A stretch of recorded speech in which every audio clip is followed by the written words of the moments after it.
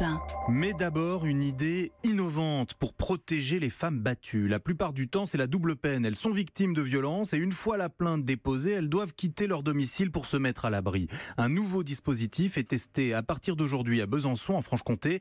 L'idée, c'est de faire l'inverse. C'est le mari violent qui, dans l'attente d'un éventuel jugement, devra quitter la maison.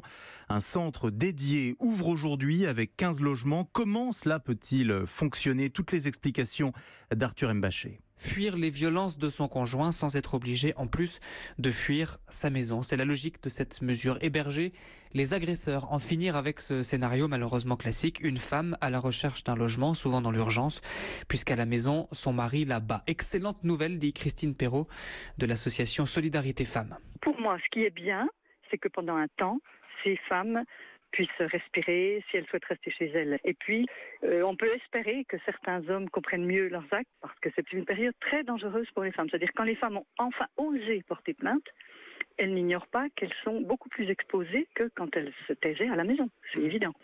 Les hommes ont peur de perdre le contrôle, donc quand la femme a porté plainte, ils deviennent extrêmement dangereux parce qu'ils vont perdre le contrôle. Ça va aller plus loin et il faut empêcher ça. Voici donc inauguré aujourd'hui 15 logements à Besançon. Ils vont accueillir ces conjoints violents avec interdiction de se rendre chez la victime et une prise en charge thérapeutique censée favoriser la prise de conscience, dit le parquet de Besançon, de la gravité des faits. Les informations de notre correspondant dans l'Est, Arthur Mbaché.